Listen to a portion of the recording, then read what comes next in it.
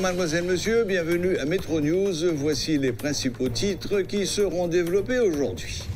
Nouveau rebondissement dans le dossier Petro-Caribé. Le juge d'instruction en charge de l'enquête, Ramoncit Aximé, a émis des mandats de comparution à l'encontre de plusieurs anciens officiels soupçonnés d'implication dans la mauvaise gestion de ces fonds. Le secrétaire général du Rassemblement des démocrates nationaux progressistes, RDNP, Éric Jean-Baptiste, lance une campagne contre le projet d'amnistie pour certains officiels et entrepreneurs impliqués dans la dilapidation des fonds Petro-Caribé. La Banque de la République d'Haïti, BRH, vient d'injecter 10 millions de dollars américains sur le marché local dans le but de stabiliser le taux de change. Le juge d'instruction en charge de l'enquête sur l'affaire Petro-Caribé, Ramoncit Aximé, a émis des mandats de comparution à l'encontre de plusieurs anciens officiels soupçonnés d'implication dans la mauvaise gestion de ces fonds. Les ex-premiers ministres Jean-Max Bellerive et Laurent Lamotte, ainsi que 5 anciens ministres, sont convoqués par le magistrat instructeur. L'ex-premier ministre Bellerive est convoqué pour une audition le 19 juillet, tandis que M. Lamotte est convoqué pour le 29 juillet. Les ex-ministres des Finances de l'administration Martelly, Wilson Lalot et Marie-Carmel Jean-Marie, sont convoqués pour le 25 juillet. 3 autres ministres de l'administration Martelly sont également convoqués par le juge. M. Yves Germain-Joseph, ancien ministre de la Planification, Mme Stéphanie Balmire-Vildrouin, ancien ministre du Tourisme, et M. Jacques Rousseau, ancien ministre des Travaux publics. Au cours de ces derniers jours, les avocats des plaignants avaient appelé le juge à se déporter du dossier. Ils avaient déploré qu'aucun mandat n'ait été délivré à l'encontre des anciens officiels indexés dans le rapport de la Cour des comptes. De plus, des proches du chef de l'État avaient exprimé leur stupéfaction en raison du silence des manifestants et Petro-Challenger sur les autres personnalités accusées d'implication dans la dilapidation des fonds Petro-Caribé.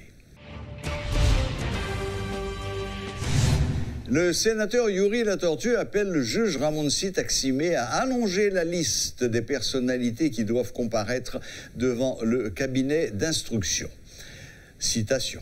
Après les 7 ministres et premiers ministres convoqués, le président Jovenel Moïse doit lui aussi recevoir son mandat de comparution. Fin de citation. Souhaite l'élu de l'Artibonite qui rejette la demande d'assistance du chef de l'État à l'OEA dans le cadre d'un audit de l'affaire Petro-Caribé. Il lui demande également de démissionner et de se présenter devant ses juges. Je cite, « Par cette démarche, le président de la République prouve clairement qu'il est paniqué », déclare le sénateur Yuri Latortue.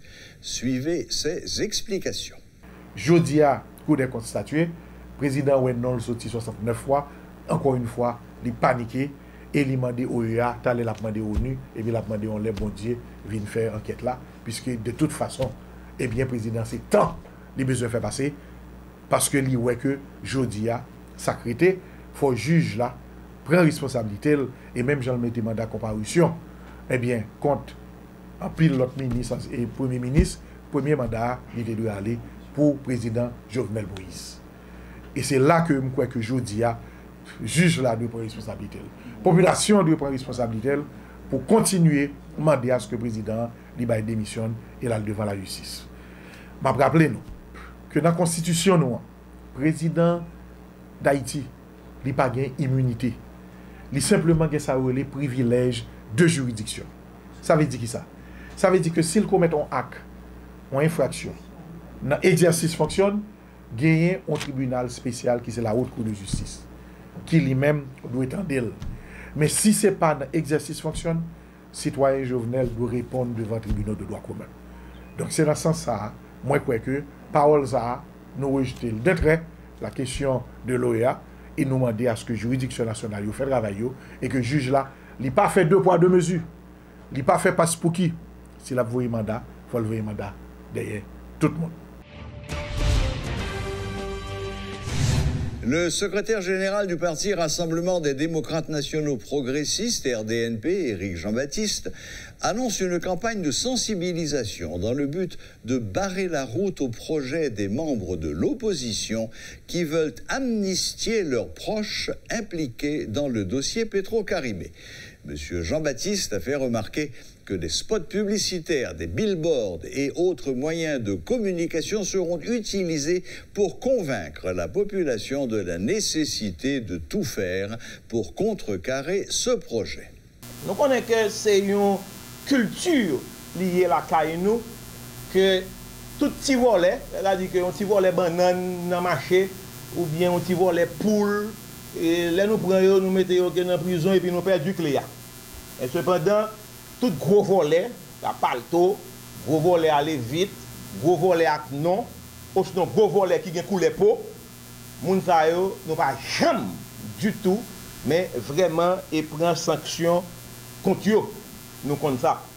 Donc nous-mêmes, dans le cadre, ça n'a pas défendu patriotisme, nous, article 52 Constitution qui parlait de devoir du citoyen, qui dit en cas de guerre, il faut qu'on défende Haïti, qui dit qu'il faut qu'on porter assistance à personne en danger, et la population était en danger. Nous faisons travail, nous, et nous continuons à faire parce que le complot amnistie, qui est amnistie, grâce, fait pardon, il est toujours là. Et nous-mêmes, dans RDNP, diriger, c'est prévoir. Nous allons lancer une chaîne campagne de sensibilisation pour que nous permettions que nous gourmets pour faire amnistie à pas passer du tout. Donc, en matière de prévention, RDNP va faire une campagne publicitaire qui a fait dans la radio, dans la télévision, nous avons un billboard qui a fait tout dehors qui pour dire attention, dans ZAC corruption,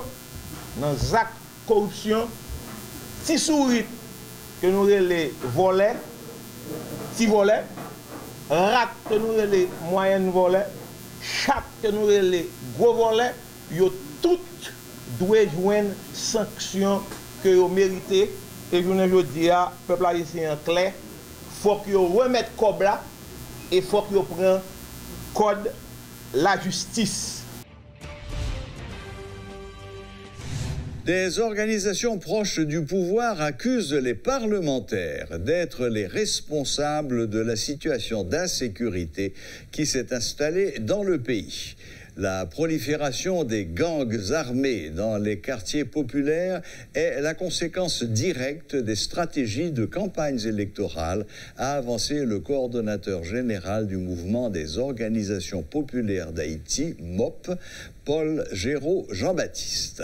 Indexant des parlementaires en tant que dilapidateurs des fonds Petro-Caribé, les membres du mouvement sont convaincus que l'installation d'un nouveau gouvernement peut aider à améliorer la situation. Nous-mêmes, dans Haïti, nous saisissons qu'il y a des séries de gens dans le pays qui comprennent que c'est un crasé brisé seulement pour régler les affaires politiques. Tant que vous les marchés, un examen, tous les gens, vous les machines. Machine de sécurité n'a pas épargné personne.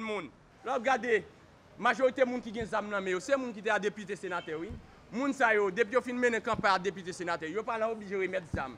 Le sénateur a levé un examen pour mener une campagne pour lui. L'elfin obligé élu, il n'est pas obligé de remettre des armes. Ces armes, ça, ils sont obligés de toutes les petites familles, toute qualité de monde dans le pays. C'est tout le monde qui vient qui tourne les armes à gauche, les armes à droite. Eh bien, vous ne pouvez pas remettre des armes, ils ont des armes pour obligé de travailler. Eh bien, après ça, les armes, c'est des armes liées. Eh bien, je vous dis là. Mais résultat, oui, effectivement, nous sommes complices parce que c'est soit démissionner, sous sens ou pas capable de répondre avec besoin de peuple là. Alors, les gens mourir, ça ne va pas dire rien. Même les policiers mourir, ça ne va pas dire rien. En entendant, il y a boule les policiers, et les policiers là, c'est protéger les serviliers. Moun a boule les policiers, ça ne va pas dire rien. Eh bien, dans ce sens, ça, si on a une responsabilité, si on ne sent pas capable, c'est soit démissionner ou bien obligé.